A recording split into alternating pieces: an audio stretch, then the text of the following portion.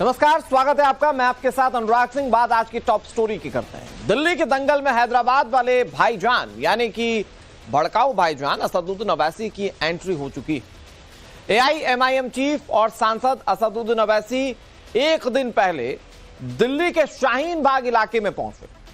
वही शाहीन बाग इलाका जहां सीएए और एनआरसी के मुद्दे पर महाभारत छिड़ गई थी। महीनों तक यहां सड़क जाम कर प्रदर्शन किया गया था और अब उसी इलाके में अपनी पार्टी के उम्मीदवार शिफाउर रहमान के लिए वे प्रचार करने पहुंचे थे। उन्होंने इस दौरान जमकर आग उगली। क्या कह रहे हैं असदुद्दीन अवैसी, हम आपको बताएंगे। वक्फ बोर्ड को लेकर असदुद्दीन अवैसी ने दरअसल चेतावनी भरे लहजे में कहा कि वक्फ पर कानून आया तो देश में प्रदर्शन किए जाएंगे। दिल्ली के शाहीन बाग इलाके में ओवैसी ने रैली की और इसी दौरान यह बात कही। उन्होंने एक बार फिर से प्रदर्शन वाले दौर की बात कही। वक्फ पर कानून आया तो देश भर में प्रदर्शन होंगे।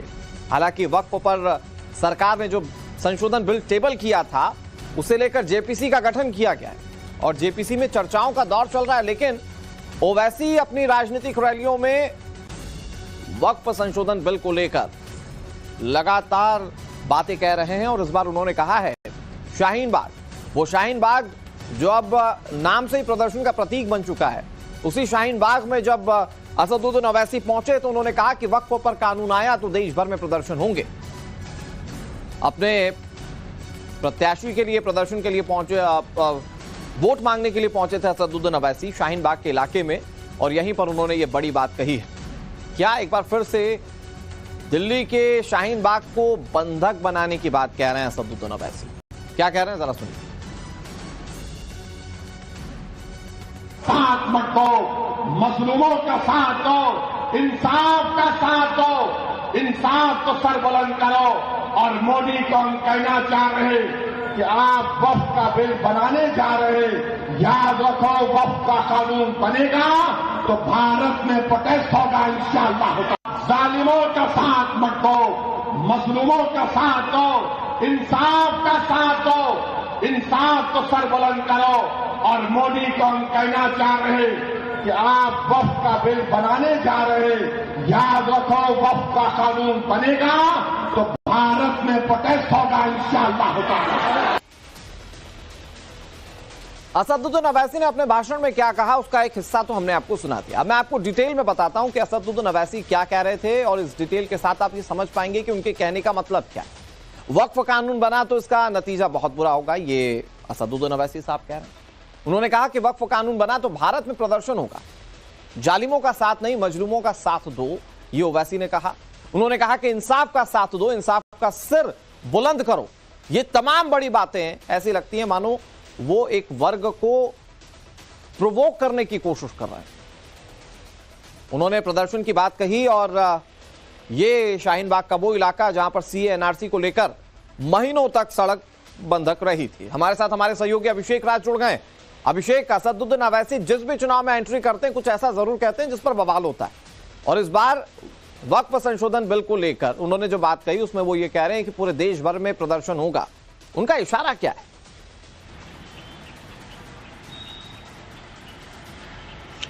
देखिए, बिल्कुल असदुद्दीन ओवैसी जब भी चुनाव होता है तो इस तरीके से जो भड़काऊ बयान है वो देते हैं और कोशिश करते हैं कि वोटों को पोलराइज कर सकें। इस बार भी जो उन्होंने बयान दिया है उसमें उन्होंने कहा है कि अगर वक्फ बिल देश में लागू होता है तो इसके खिलाफ विरोध होगा, प्रदर्शन होगा और उन्होंने साथ में ये भी गुहार की है कि आप मजलूमों का साथ दें। लेकिन सवाल ये है कि जो वक्फ बिल आ रहा है ये क्यों आ रहा है, किस संदर्भ में आ रहा है, ये उन्होंने स्पेसिफाई नहीं किया। इसके साथ साथ अगर हम सीए एनआरसी के वक्त याद करें तो उस वक्त भी कुछ ऐसा ही माहौल बनाया गया था। सीए एनआरसी किसी की नागरिकता नहीं ले रही थी, लेकिन ये अफवाह उड़ाई गई थी कि इससे नागरिकता ली जाएगी और देश ने एक बड़ा प्रदर्शन झेला था उस वक्त। उसी तरीके से वक्फ बिल के खिलाफ भी कहीं ना कहीं ओवैसी और जिस तरीके से जो बयानबाजी हो रही है उससे एक नैरेटिव सेट करने की कोशिश की जा रही है। कहीं ना कहीं जो पूरा दिल्ली का चुनाव है उसको वक्फ के एंगल पे खेलने की कोशिश की जा रही है और यही कारण है कि उन्होंने साफ कर दिया था कि भाई अगर वक्फ एक्ट लागू होता है तो उसके खिलाफ देश भर में प्रदर्शन होगा और इसके खिलाफ जो विरोध है वो देखने को मिलेगा। लेकिन इसके क्या फायदे होंगे ये इन्होंने नहीं बताए थे। इसके साथ साथ कैसे जो जमीन है, जो ओरिजिनल वक्फ कब्जा है उसको छुड़ाया जाएगा, ये उन्होंने नहीं बताया था। तो लगातार जब भी चुनाव होता है तो वैसे इस तरीके से बयानबाजी करते हैं, उनकी कोशिश होती है वोटों को पोलराइज करने की, वोटों को साधने की। लेकिन इस बार जो उन्होंने बातें कही हैं, ये देखना होगा कि ये कितना कारगर होता है और बीजेपी विशेष रूप से इसके ऊपर क्या जवाब देती है। क्योंकि लगातार कल भी हमने देखा था जब जिसकी मीटिंग हो रही थी वक्फ को लेकर, उस वक्त भी जो विरोध है वो देखने को मिला था, हंगामा देखने को मिला था। ऐसे में बीजेपी और बाकी पक्षों का इसके ऊपर क्या रुख रहता है, ये बहुत इंपॉर्टेंट होने वाला है। इस पर और बात करेंगे, लेकिन कुछ और जानकारी अपने दर्शकों को देते हैं। वक्फ कानून पर बौखलाहट सिर्फ रैलियों में नहीं दिखाई देती, बल्कि जेपीसी की बैठकों में भी दिखती है। वक्फ संशोधन बिल पर बनी जेपीसी की कमेटी ना हुई मानो कुश्ती का अखाड़ा बन चुका हो। कल राजधानी दिल्ली में जो बैठक हुई उसमें हालात इतने बिगड़ गए कि जेपीसी अध्यक्ष जगदंबिका पाल को मार्शल तक बुलाने पड़ गए। ओवैसी और टीएमसी सांसद कल्याण बनर्जी समेत विपक्ष के 10 सांसदों को एक दिन के लिए सस्पेंड करना पड़ा। इस हंगामे का जो वीडियो सामने आया उसमें आप नारेबाजी होते हुए देख पाएंगे। बैठक में शेम शेम के नारे गूंजने लगे। शायद देश जेपीसी की बैठक में इस तरह की तस्वीर पहली बार देख रहा होगा। जरा तस्वीरें देखिए।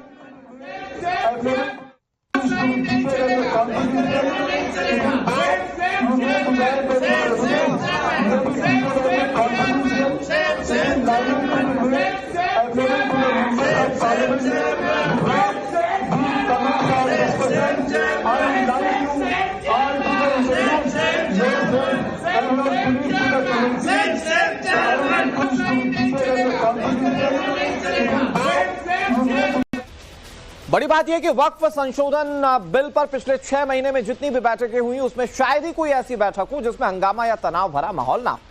फिर चाहे दिल्ली की बैठक हो, चाहे मुंबई की या फिर पटना की, चर्चा और मंथन की जगह कहा सुनी तकरीबन हर बैठक में हुई।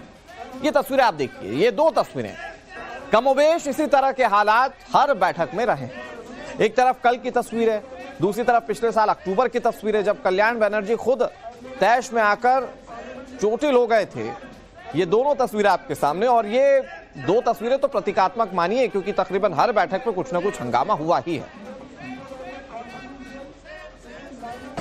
अपोजिशन बोलते रहता है, मैंने आज तक नहीं रोका, लेकिन जितनी भी मीटिंग हुई जेपीसी की, जब जब मैं बोलने के लिए माइक लिया तब तक अपोजिशन ने मेरी आवाज को दबाने का प्रयास किया, और आज भी जिस तरह से बदतमीजी की, यही कहीं से भी एक्सेप्टेबल नहीं। बीजेपी का एमपी तो सोच रहा है वो सब बहुत बड़ा हो गया, जो मर्जी वो बोल देते हैं हम लोग को। अभी जो चल रहा है अंदर में वो तो इमरजेंसी चल रहा है, अनडिक्लेयर्ड इमरजेंसी प्रोसीडिंग चल रहा है। He is dancing the tune of somewhere else. He is dancing for the tune somewhere else. क्यों उन्होंने सिर्फ इधर बैठा है, लेकिन किसी का एजेंडा फिलअप करने के लिए कर रहा है, पॉलिटिकल मोटिवेटेड। राजधानी दिल्ली में रैली करने आए ओवैसी के निशाने पर सिर्फ वक्फ बिल ही नहीं था, बल्कि वो केजरीवाल पर भी जमकर बरसे हैं। उन्होंने शाहीन बाग की रैली से दिल्ली के पूर्व मुख्यमंत्री, आम आदमी पार्टी के संयोजक अरविंद केजरीवाल पर जोरदार हमला किया। कई मामलों को लेकर उन्होंने प्रहार किया। ओवैसी ने अरविंद केजरीवाल को कैसे घेरा, आपको दिखा दो। CAA का कानून भारत की पार्लियामेंट में लाया गया था। मोदी के 300 एमपीज के सामने मैं और इम्तियाज जलील ने खड़े होकर कहा कि हम तुम्हारे काले कानून को नहीं मानते, हम उसको फाड़ते हैं। हम भी के नहीं मानते उस कानून को। मेरे अजीज दोस्तों और बुजुर्गों, ये 10 साल से केजरीवाल की सरकार है, 18 महीने से वक्फ बोर्ड नहीं बनता। बताओ केजरीवाल के मेले, तुम्हारी पार्टी ने वक्फ बोर्ड क्यों नहीं बनाया? तुम नहीं बनाए, मोदी ने अपने ओहदेदारों को बिठा दिया। आज जामा मस्जिद के हुदूद में एक मूर्ति को लगा दिया गया। ये केजरीवाल और उसकी सरकार जिम्मेदार है। वक्फ की प्रॉपर्टीज को दिल्ली में लूटा जा रहा है और ये बीजेपी का डर दिखा रहे हैं। बगैर किसी के तुमने यहां पर शाहीन बाग को खड़ा किया। तुमने खड़ा किया शाहीन बाग को, कोई बाहर से नहीं आया था। तुमने पूरी भारत को एक राह दिखाई कि एहतजाज क्या होता है। मैं शाहीन बाग के उन मां और बहनों को सलाम करता हूं कि तुमने बेबाकी से निकलकर भारत की हर महिला को कहा कि देखो हम निकलकर आज एहतजाज कर रहे हैं। मैं उन मां और बहनों से उन नौजवानों से, बुजुर्गों से कहूंगा, तुमको शाहीन बाग की तारीख 5 तारीख को दोहराना इंशाअल्लाह ताला। कि जो 5 साल से जेल में है, ना कोर्ट में कार्रवाई चलती है, ना मुकदमा खत्म होता है, ना विटनेसेस का एग्जामिनेशन होता है, मगर प्रोसेस एक पनिशमेंट बना दिया गया। शिफा जेल में क्यों है और केजरीवाल जेल के बाहर क्यों है? शिफा जेल में क्यों है? अमानतुल्लाह को बेल क्यों हो गई? सिसोदिया को बेल क्यों हो गई? शिफा को बेल क्यों नहीं होती? जैन को बेल हो जाती है, ताहिर हुसैन को बेल नहीं होती है। बताओ कौन किससे मिला हुआ है, ये आपको 5 तारीख के दिन तय करना है। तो असदुद्दीन ओवैसी दिल्ली के दंगल में तकरीबन हर वो हथकंडा अपना लेना चाहते हैं जिससे मुस्लिम वोटों को पोलराइज कर पाएं और वोट उनकी झोली में जाए। हालांकि इससे पहले वो कई इलेक्शन में ऐसा कर चुके हैं। पश्चिम बंगाल के इलेक्शन में, इससे पहले तमाम दूसरे स्टेट्स में ये इस तरह के दाव आजमा चुके हैं। फायदा कुछ ज्यादा हुआ नहीं। हमारे साथ अभिषेक जुड़ा है। अभिषेक, असदुद्दीन ओवैसी को सुने तो ऐसा लगता है मानो सिर्फ एकमात्र वही नेता ठीक है, बाकी सारे जो हैं वो दागदार हैं या उनकी जो पॉलिटिक्स है वो ठीक नहीं। यहां वक्फ के बहाने अभी तक तो वो बीजेपी को लपेट रहे थे, तमाम दूसरी पार्टियों को लपेट रहे थे। अब ओवैसी ने अरविंद केजरीवाल को भी वक्फ के बहाने लपेट लिया है।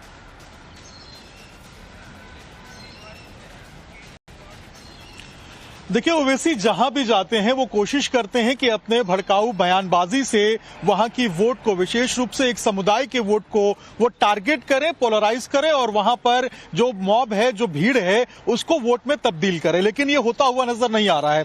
महाराष्ट्र चुनाव में भी हमने देखा था, औरंगाबाद में देखा था, हर जगह पर जहां उन्होंने इस तरीके से तकरीर दी थी उसका कुछ खासा असर देखने को नहीं मिला था।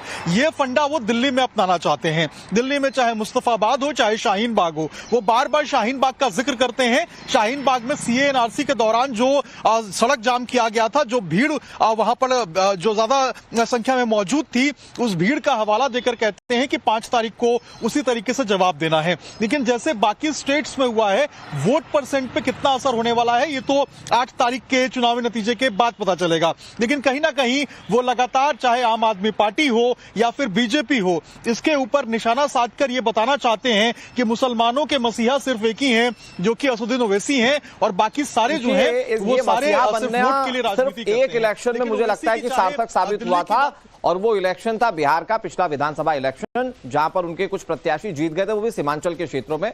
हालांकि वो भी बाद में टूटकर लालू प्रसाद यादव की पार्टी में चले गए थे। बहरहाल शुक्रिया आपका अभिषेक, हमारे साथ जुड़ने के लिए और तमाम जानकारी के लिए।